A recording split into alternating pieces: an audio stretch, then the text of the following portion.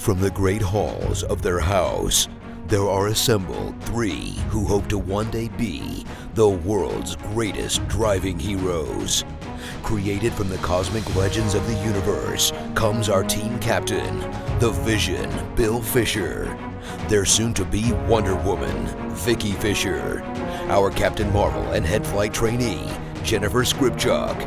And our Batman, the master of tools, gadgets, and all things mechanical, our mild-mannered soon-to-be billionaire, Alan Danvers.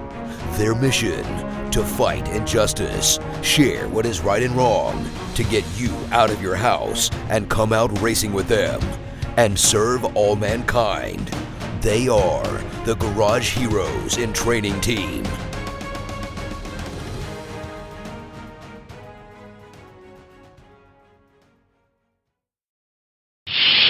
Captain's Log Supplemental.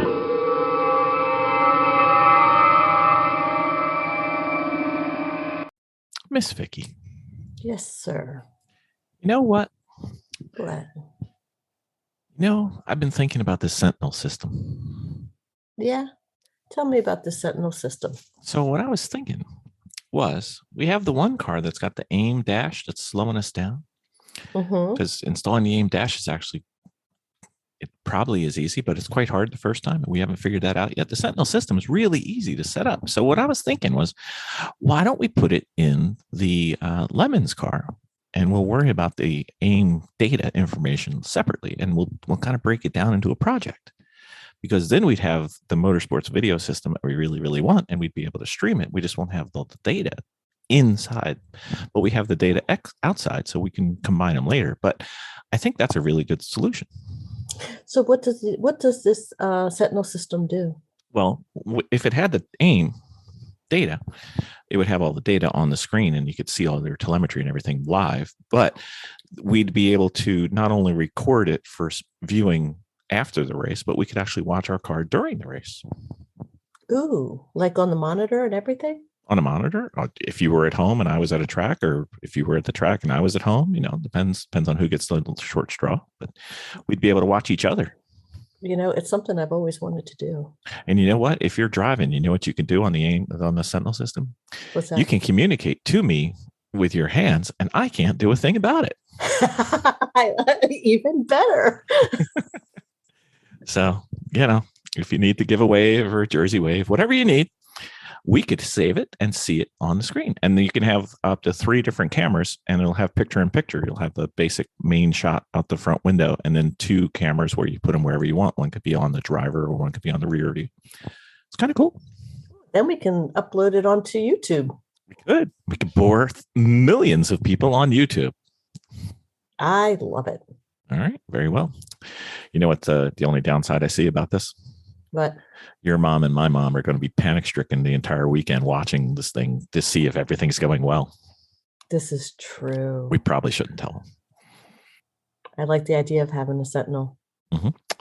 Well, luckily we have maybe 2. Depends on how things go. We're going to try. All right. That sounds like a plan. That's the project. We got to get that ready for the next race. Sounds great. All right. Very well. Thank you, ma'am. I've got so many questions that I need somebody who actually knows what we're talking about to help us with our racing. Who could that be, Miss Vicki? Who could that be? It's Ben. Of course. I wish you guys did know somebody smart. I wish y'all knew some smart people.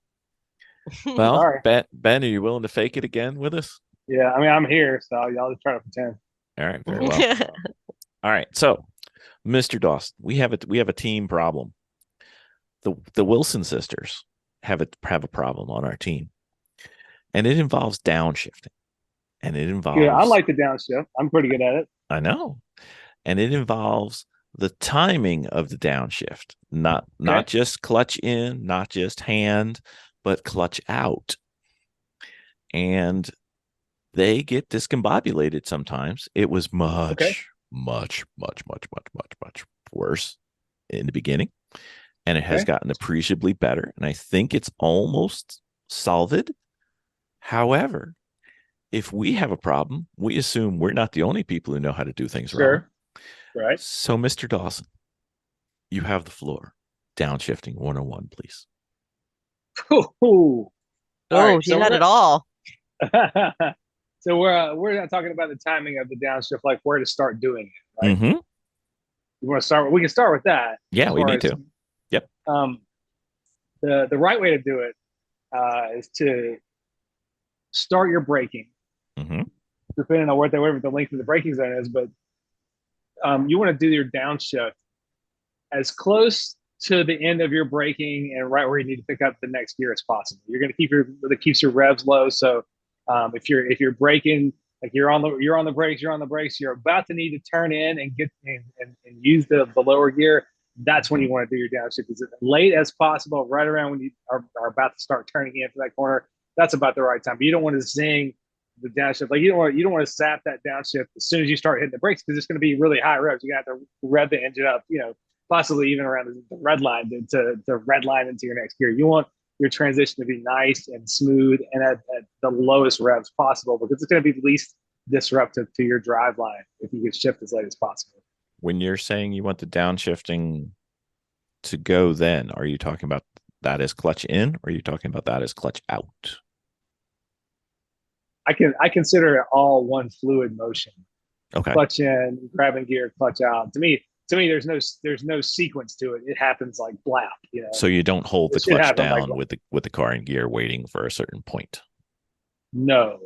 Okay. It's clutch down. It's clutch down, and I'm grabbing. I'm putting it into the next gear as the clutch is coming down. As soon as I got it comfortably seated in the next gear, and I'm blipping the throttle as I'm seating it into the next gear. I'm blipping the gas, expecting them to re-engage the clutch, all in one pretty fluid motion. So it's all, I consider it all one thing. Yeah, I'm sorry, I don't think about it as a sequence. It means that this part of the sequence happening with this thing. To me, it's just one motion. Okay, so I know it's not for everybody, but in my mind, it's boiled down to just a whoop. It's just one thing that happens really fast. So you let's say it's a fifth gear straight to a third gear turn. Right. You're going to go 5 to 4 to 3, or are you going to go 5 to 3? It depends. Usually, if it's a routine lap and I'm comfortable with everything that's happening, I'm going to time it pretty late so that my revs into third gear are not going to have to be super high. So I'm not worried about like zinging it really high or missing a gear. Because also, if I'm going to skip that fourth gear, I'm going to give myself plenty of time to make sure I, get the clutch in. I'm not rushing the downshift. I'm still doing it in a smooth motion, one kind of smooth, fluid motion, but I'm not trying to do it, as fast as humanly possible. So right. Okay. I've waited until pretty late. The revs are coming down. That's when I'm going to go from fifth to third. But if anything's out of place, if I'm not exactly on my line, or if I'm working my way over to my line, or somebody's next to me, if I just want to be extra reassured that the shifting is going to happen and be right, sometimes I will go 5, 4, 3, just to make sure everything is working. So it's hard to quantify what makes me feel out of sorts, but if everything isn't exactly perfect, I might not afford myself the luxury of skipping the gear way down there. I might go through all of this to make sure I'm in the right spot. Okay. And then you want to be in your final, let's call it final gear for the turn. You want to be in that gear. You want to be in the new gear you need to get out of it, right? Before turning. I want to be starting to grab it. As I'm starting to turn in, that's when I need to be executing the downshift. I know it's kind of tough for people to do two things at one time. So if you need to, maybe do your downshift right before you're starting to turn in, if you're still in that mode of braking and shifting in a straight line, that's when you want to do it. Then start to turn in. And in that case, you probably are going to be picking up the gear. What do you think? Would that be a little early if you're following that sequence? Well, if you're not ready to get back on it, I think you're probably also a little bit slower in the whole sequence if you're still in that mode of braking and shifting in a straight line. So right, probably not going to slow you down that much. But, yeah, I think the Ross Bentley answer, it depends. You either want to be in the gear before turn in to somewhere before apex, but you want to be hopefully if you're living gear right, you're picking up. If you're living right, you're picking up the throttle at the apex, right? Like if everything else is if everything else is happening about right, and you're running representative good laps, you should be expecting to be getting back on the gas right around the apex. If you're you're trying to do it before. Yeah. If you're driving maybe a big power car, you might be getting on as a little or traffic. Apex. You might wait a little bit, but yeah. Depending on a number of factors, but ideally, so you want to have that gear selected, and have the clutch out and engaged, right around the apex or a little bit before, a little bit after. But that's the zone where you need to do it. So, I prefer to leave the downshift just as late as possible because it's the most mechanically sympathetic. It's going to do the least amount of upset. If you go zing a high rev downshift, it's likely that it might, might spin the tires, something like that. They can be pretty upsetting to your corner entry. You know what I mean? You spin the tires, have a pretty bad time. Yeah, we typically don't prescribe engine braking on track, right? Right, and you can light up your tires if you try to downshift with too high an RPM or something. You just you can do a money shift doing that if you're trying to rush the money shift. There's just almost never any real reason to just rush into a downshift because usually if you're slowing down enough to need a downshift, you're also there's going to be some dwell time on the brakes while you lose that speed. So you got time to think about it and time to execute it. Don't rush yourself. Into a downshift. Take your time. Just try to be into that next gear by the time you need the gas. You know what I mean? When you need the gas, again, be in the right gear and get going. But like I said, I'm always preaching as late as possible as you can.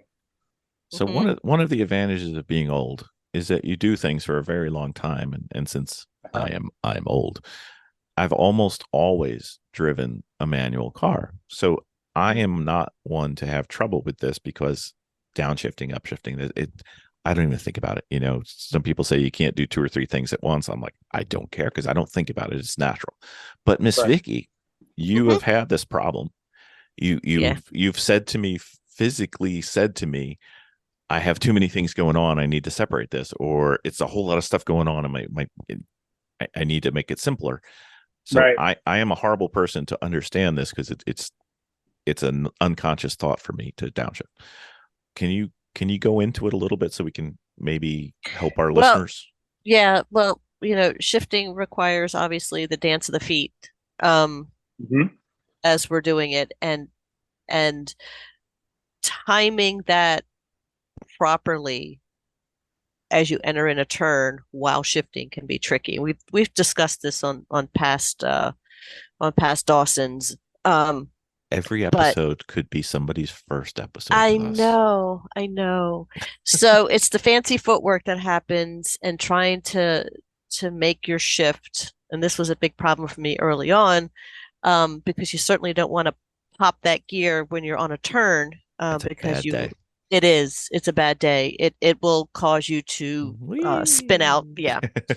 And the other thing that I had, which we did kind of get that. Make sure you do all your footwork as much as you possibly can and get where you want to be before you enter into the turn. And that way you can kind of finagle things as you need to once you're in there, which is what I learned to do. The other thing that was my issue is sometimes I would not consciously think about where my gear should be on the exit of that. So I had to pre-plan and really think about, after I did a couple laps, I want to make sure that I'm in 3rd gear when I come out of this, or I want to make sure that I'm in 2nd if I'm plowing up a hill, just to kind of get what I need. So knowing what your gear should be after, the first couple rounds on a track is always good. But I mean, if you're not in the right gear, your engine's not making power. It's probably a good idea to kind of know, maybe at what rev range my engine makes the most effective and best power. And then once you do that, you sort of want to say, okay, I know I need to be in this gear to be maintaining this sort of rev range to get out of this corner. If I'm not in that range, I'm just going to be kind of loping out the corner and not making any speed. It's going to take a long time to build my momentum and top speed back up, right? Exactly. And the other thing too is I hear a lot about the money shift and money. Right, I know. Money shift, guys. What does that mean? What does that mean if you do it? I was just going to say, the money shift is a term that's out there when you drop a gear too low on the revs and you're plowing into something. You go from like 5th to 2nd, and you just open it up, and that you just blew everything. So what the habit that I had gotten into was that while I'm shifting, I just don't shift from one point to the other. I actually go through the sequences really fast because I want to make sure, like, I will not lift off, but I make sure that I feel that I had gone in there until I get to the gear that I want. I know it's sloppy for right now, but say for instance, I'm dropping down into 3rd. I will go into fourth. That's But I fine. will, No, that's not sloppy. That's not sloppy. but you know what? But I will not lift off the clutch either. So you're using So- the clutch as your dead putting pedal. you're putting the clutch down, and then you're Right. moving I'm different feeling it parts. into fourth, and then I'll move it into third, and then I'll lift the clutch off. Yeah, So that's I do that sequence. That way I know I'm in the right gear. Number one. I don't know. But It seems weird. but It it's seems just weird to the hold the clutch habit down that I for all gotten that. into. You know. If I was gonna do that, I would do it separately as a hold down shift in the fourth with the clutch coming back out, re-engaging, and then another hold down shift in the third. Holding the clutch down while you go through the motions is a bad move in my opinion. I wouldn't do it.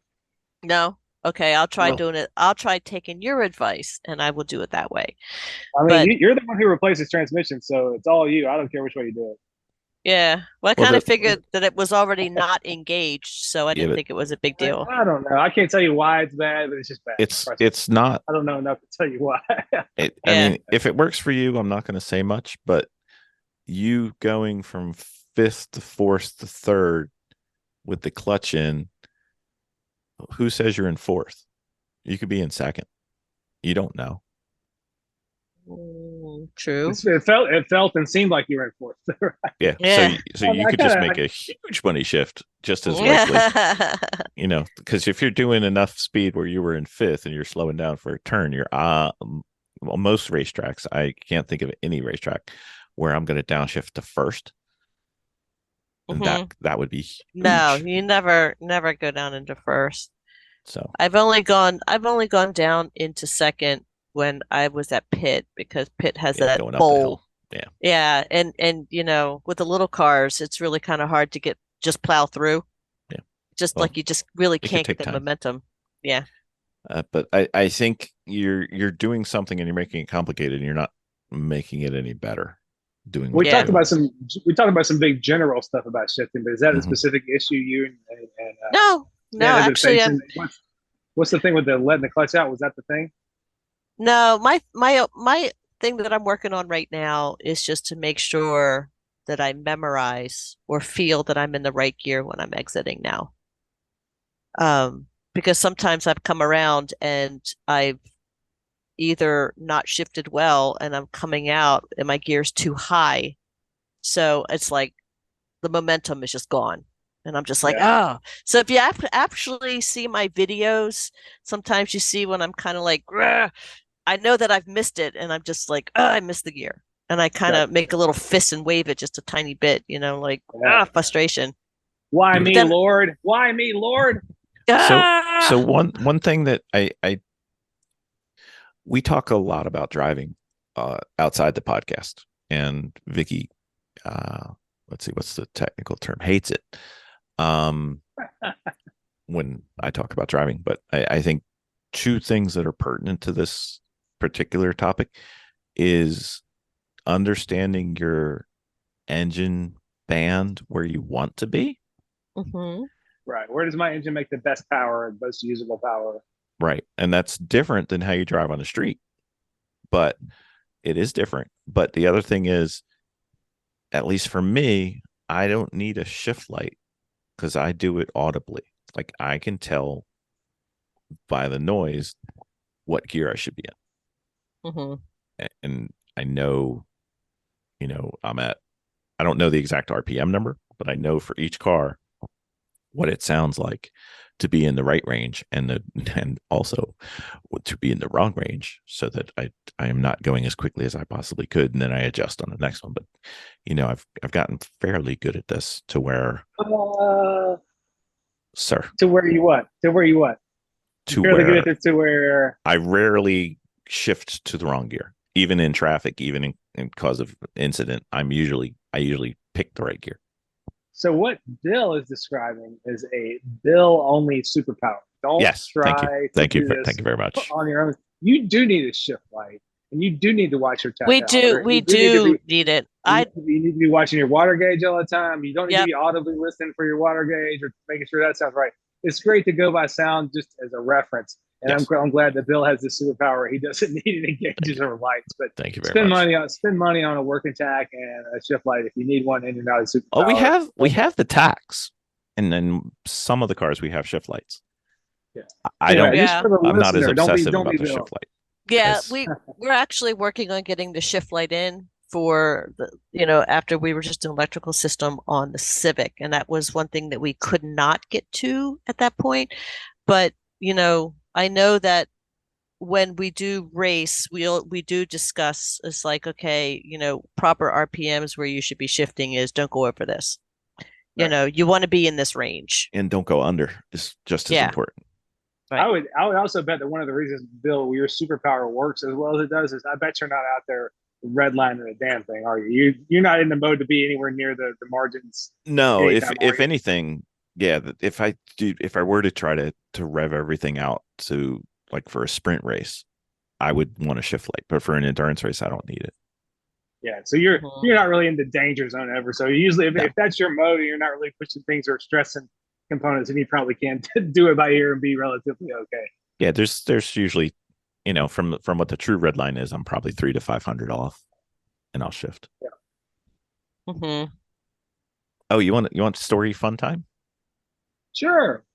So, Miss Jennifer was learning how to drive a stick when we first started our racing careers. Oh. So it was fantastic. I gave her a car for a week, and then she learned how to drive a stick with me for a while, and it was in Delaware, and Delaware is like a pancake flat. Like the highest mountain in Delaware is probably 200 feet. It's just sandbar. There's no height. Like buildings are probably the highest point in Delaware. So she goes to her first race, and my son jumps in and tries to explain to her how to shift, and he's explaining it to her in this one car that we have, and Jennifer is not the most mechanical background history that we've ever had on the team. Right. So Liam explains to her that you shift at 4,500, and so okay, so life is good. So then the next race we go to is in New Hampshire, and in New Hampshire, it's mountains. Like there's a hill on the track for New Hampshire that's quite steep, and Jennifer didn't really have the shifting down enough to go up the hill, so she actually stalled on the hill and couldn't get the car started, which was kind of funny. That's but rough. Yeah, it was. But then the second year we were racing, and I'm trying to figure out what Jennifer's doing, and I'm like, what are you doing on this one particular area of the track? Well, she had taken Liam's like in passing for this one car shift at 4,500 to be global. like every car you shift at 4,500. So she's short shifting meaning not revving it all the way out, which is where the speed is. So she's short shifting the BMW at 4,500, and I'm trying to figure out why she's just not going. I'm like, she's like, but I'm on the floor, and I'm like, oh, that's why. Okay, so these are things that people can come up with. So every car is different, every clutch is different, every rev range is different, and just be prepared if you're trying to teach somebody some of the stuff that you assume is known and everybody understands this may not be that case. True. Oh, that's funny. It was quite I good. forgot about that. So Ben, anything else about downshifting? I mean, just a one-time talk through the way it's supposed to work. Let's just say that part, right? Yeah. So when you're going to make a downshift, you're usually using the brakes, and then your left foot is going to put the clutch in, and you pull or push the car gear lever into the next gear that you want. Once it's in that gear, then you slowly bring the clutch out and let the clutch and the drive line meet that new gear and let the engine hook back up. I'm not talking about downshifting with the rev match yet. A lot of folks learn to do it without learning how to match revs, and I think it was important. What do you think, Bill? I don't think it's necessary. You don't think matching revs is ever necessary? No, I think you can. I mean, it's better, but it's better. It's more sympathetic, but you don't have to do it. Yeah, I've seen people make big mistakes doing it. Well, make big mistakes trying to match revs and failing. You mean? Yeah. Oh yeah. Or slipping off the brake pedal, or. Huh. Yeah, and conversely, also, I've seen national level drivers at the SCCA runoffs watching their in car, and they make downshifts without matching revs at all too. Mhm. So it can be done. It's just more mechanically sympathetic and can Yep. be kinder to your wallet in the long run. But yeah, just in general, what you're talking about doing is you're just talking about disengaging your drive line by putting your car into neutral. In this case, by using your clutch pedal and then shifting your car from one gear to the other, and then releasing the clutch pedal with a proportionate amount of accompanying throttle. Would you say? Indeed. Mhm. One thing we forgot to talk about. Yeah. This is going to be an opinion All right. more than a fact. I think the answer is going to be. What do you think about different hand positions for different shifts? Yeah, I think it's smart to palm a 4-5 shift, like a shift that's going away from you, like a 2-3 shift or a 4-5 shift. Kind of do that mostly with your palm against the shifter and your fingers kind of pointed back toward the steering wheel. You know what I mean? Mhm. Your hand is generally pointed back toward the wheel, and your palm is what's hitting that. Just kind of in my mind, it helps make sure that the shifter goes in the right direction. Then again, watching some other videos, just depends on what I feel like doing in the car, because there's plenty of other times where I'm just grabbing the shifter and throwing it like I'm throwing a baseball up into the next gear. So I don't know. I guess with me, I'm not that consistent. But ideally, it's smart to palm shifts that are away from you. What do you do on shifts that are coming back towards you or going straight up and down? Like you're pulling down. Uh, I tend to, if it's a straight gate, I will Yeah, put my fingers on the top of the shifter and pull it down. yeah, If it's a gate shift, I'll move my fingers either clockwise or counterclockwise, depending on whether I'm going left to right or right to left, to change gates. right. Gotcha.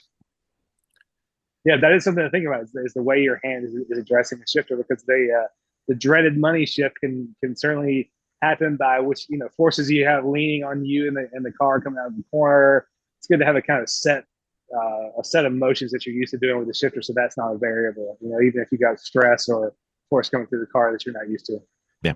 The two things that I think lead to money shifts the most are a poorly maintained shifter that doesn't self-center to the Yeah, what would that be, 3-4 in most yeah, cars, or if the driver has a consistent hand position and they steer the shifter, they're going to mess it up. yeah. That's why I brought up the hand positioning thing, because I think that's one of the bigger reasons for money shifts. Yeah, and I've had trouble with with our old E30. Sometimes it was hard to get it to go into. Yeah, it's hard to get into fifth. So there were plenty of times where you were pretty solidly convinced you're in fifth. As soon as let come out of what you think is the 4-5 shift, you start letting that clutch out. Like, whoop, that's too high. You can feel it being tight for you. Everything started to rev. You're like, oh, I'm in third. So I've had it happen just where you might have some dysfunction with getting into a certain gear of that transmission. You kind of have to pay extra attention to make sure you got that gear engaged properly. If it's bitten you a couple of times, you're like, I thought I was in fifth, but I'm in third. Then suddenly you're going to start paying a whole lot of extra attention and giving a little bit of extra time to get into fifth gear, for example, something like that. Yeah, give away that couple fractions of a second. Don't worry about it. It's fine. It's going to be a whole lot worse if you blow that motor. You're all done. Yeah, pretty much. Miss Vicki, do we miss anything? No, I think we got it. All right. Thank you, Ben. Thanks for having me. It's always fun to talk about shifting gears and grabbing sticks and stuff. Sticks and stones no, that doesn't fit. Okay. All right. Thank you, sir.